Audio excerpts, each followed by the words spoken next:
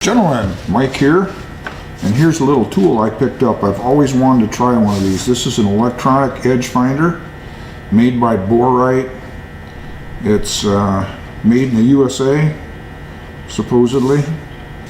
It seems to be made out of stainless steel. I don't know why I feel like that, but it just has that stainless steel feel about it.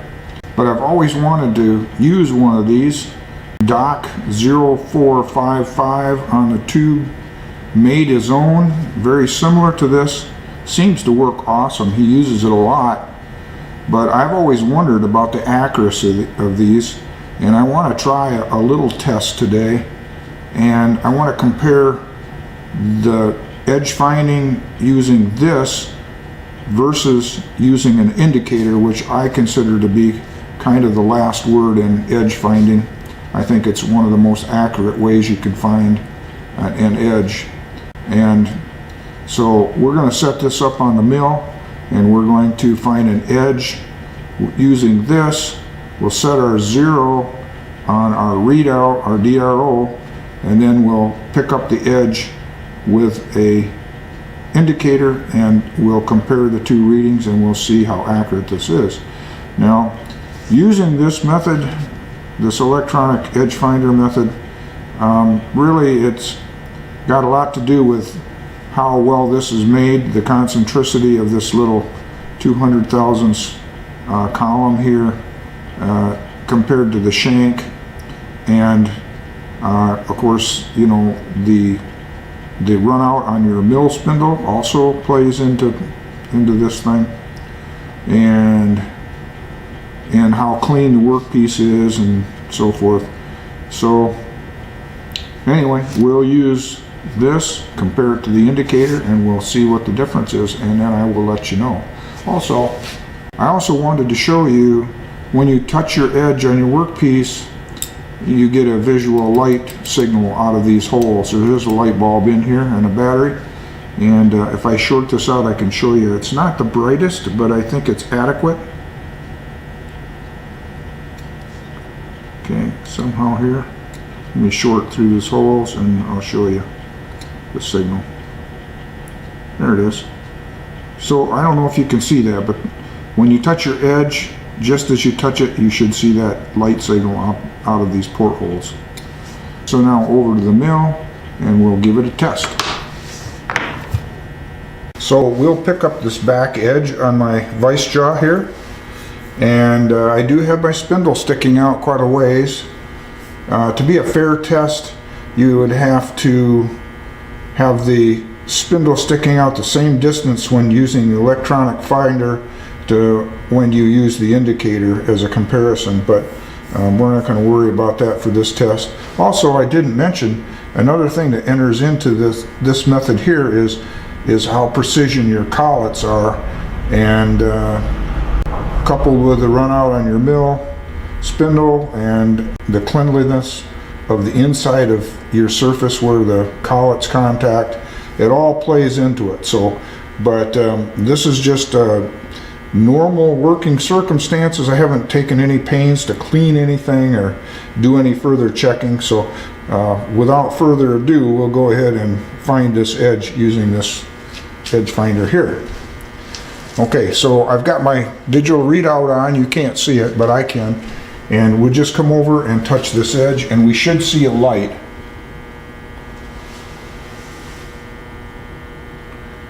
Getting closer. Oh, there's the light. Okay. Now I'm going to zero out my Y. Okay. Come back for 1/8, 4/10. I'm just knocking the handle with my knuckles. I'm moving real slow. 2/10.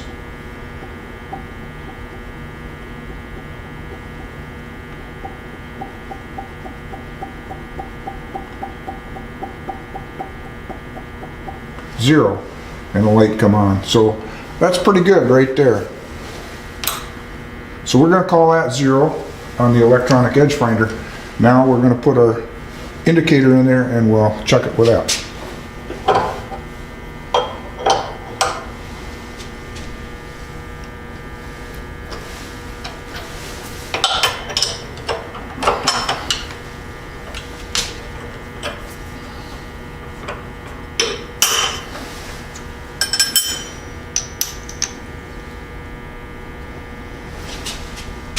Okay, I'm gonna turn the camera off. I'm gonna get my indicator and I'll be right back.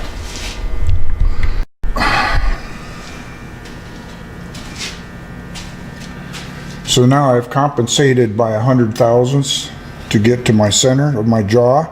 And now I've got my indicator in, and now we'll sweep the edge of the vice jaw. I've got my Federal LT5 in here. That's my favorite indicator for doing close work. 1,000th graduations, but the graduations are so well spaced that you can easily do 10th work with this. So I swept the one side, now I'm going to turn it around and sweep the other side. And I'm just using, I could use a gauge block, but I'm just using a rail that I have for my angle plate. So what I find is about 3 6/10 off center, and that was using my electronic edge finder. So that's a little disappointing. So now we'll work backwards. Well, first of all, I'm going to show you how I did this. Okay, now I'm going to show you a close-up of my indicator here.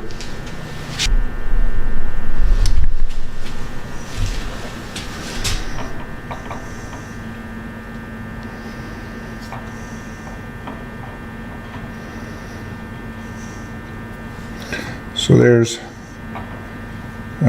okay, there's 0.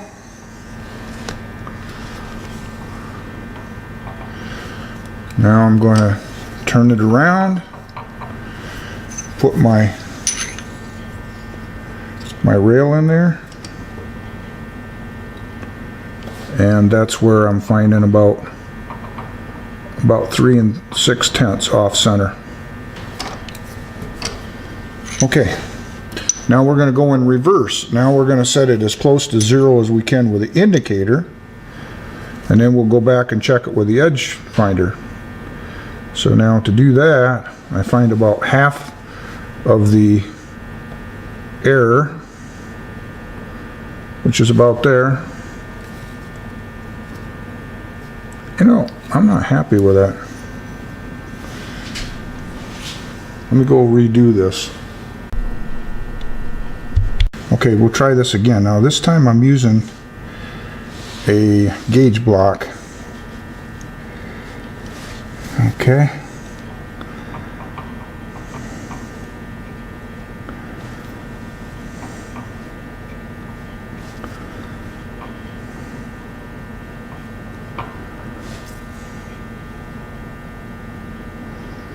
Okay.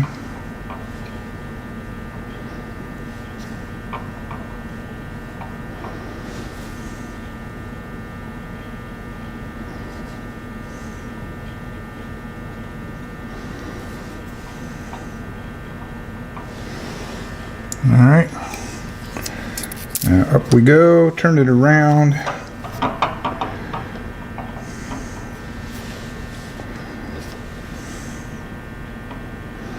And 0. Just a couple tenths off maybe. Double check for repeatability.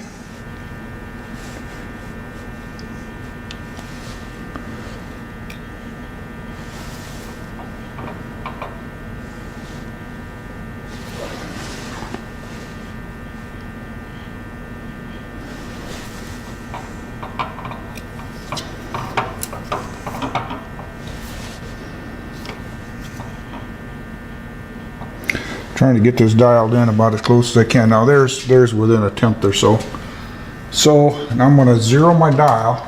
Okay, now, okay, we were 1.6 thousandths off. So let's 0 that off. I will guarantee you that's deadly on the edge. So I always flip my indicator up like that so that if something goes wrong when I take it out of the spindle, it doesn't drop directly on the point. Now we'll put the electronic edge finder back in.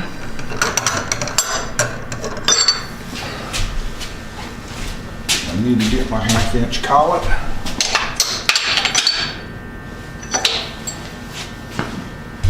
Make sure it's somewhat clean.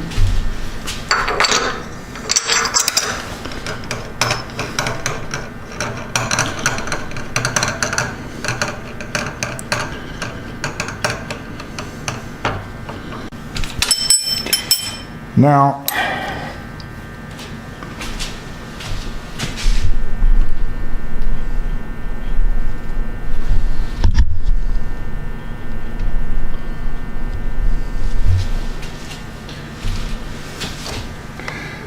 that's right on the edge, so now we have to back off 100 thousandths. There's 100 thousandths plus 5 so that we can come on down here. Now we're going to come over 100 thousandths to 100 thousandths and we should light up.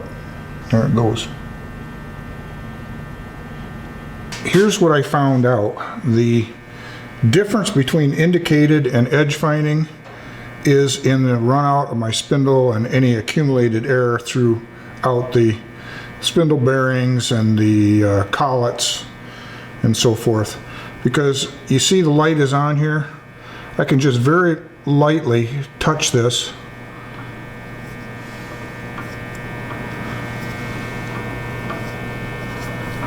and I can pull this back and forth. Now the light's out. So any difference is in my mill. And I'm not too worried about that. It's not way out of the ballpark.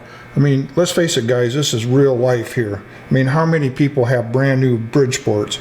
I don't think this is too bad. I think this was a good investment. I think it's a slick way. I know that if I really want to get it down to the gnat's ass, I'm going to have to use my indicator, and even then I have to realize that my spindle bearings are not perfect. They're, we're not dealing with a Moore jig grinder here or a Clearman jig bore, so that's not too bad. So really what I'm finding out here, after I used a good method for picking this up, first of all, I used a side rail that I have for my angle plate, and I wasn't getting a good reading, so I used a gauge block. That's usually pretty foolproof. They're nice and flat, and they're small enough to where you can hold them tightly up against the surface you're trying to indicate. So actually what I'm finding out here is there's about 1.5 thousandths difference, that's center to center, on indicated versus edge find, and that's good enough for me. So like I say, I can play with this all day long. I can move this back and forth. I can turn that light on and off by just moving my spindle back and forth. Actually, I can feel it. Actually, I could use some new spindle bearings in here, but for what I do, that's fine. So that's it for the shootout between the indicator and the edge finder. I like it. It's a good little tool. So I definitely will be using this beyond a shadow of a doubt. That's it for this video. I'll show you some outside work I've been doing, and then we'll call this a wrap. So till next time, guys, this is Mike signing out. So if you saw my video, not my last video, but the video before last, you'll know I had a beaver dam in here. It was right in front of my, just downstream from my creek crossing, my Missouri crossing, and of course that cuts me off from my south hayfield. So I tore that out. I rented an excavator and tore that out. Here's the remains of it. I just piled it here. It'll rot down and flush down the creek the next time it floods. But this is all cleaned out now, so I probably should put some more rock in there. Yeah, that's a good job, well done. And the other dam is still downstream there. I didn't do anything with it. I couldn't quite reach it, and I was afraid to get any closer to the edge. I was afraid I was going to pull myself into the creek, and that's quite a drop. So anyway, that's a job well done. I'll show you something else I did while I had the excavator here. So here's another little job I got done while we had the excavator. It had a thumb on it, and so it made it real handy for this kind of work. What this is the concrete pad from an old hog farrowing row of sheds here, and they were kind of trapping the water from the runoff on this hill, and it was just perpetually mushy up in here. So now I got the concrete out, and yeah, so I can come in here with a bulldozer next spring and smooth it out and grass it down, and it'll be a lot better. So yeah, so I don't know how I'm going to move this concrete. These are some pretty big slabs, but it was kind of nice that that excavator had a thumb on it, and it was big enough to pick these slabs up. It was not a real big excavator, but it was, well, they said it was an 11,000 pound machine, so it was just right for doing this job here. So I'm happy that's done, and now all I got to do is figure out how I'm going to move these big heavy slabs. I don't think they're small enough to get in my bucket or to move with my farm tractor. So anyway, that's another job. So here's another potential project.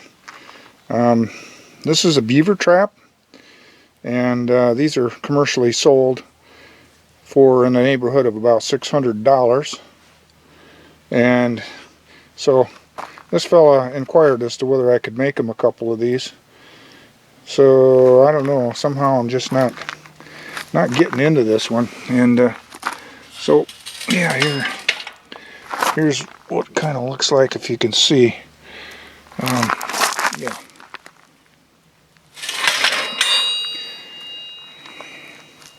So I don't know if I'm going to get into this one or not. Maybe it'd be a good winter project. Anyway, so that's it for me. Thanks for watching, guys. Later.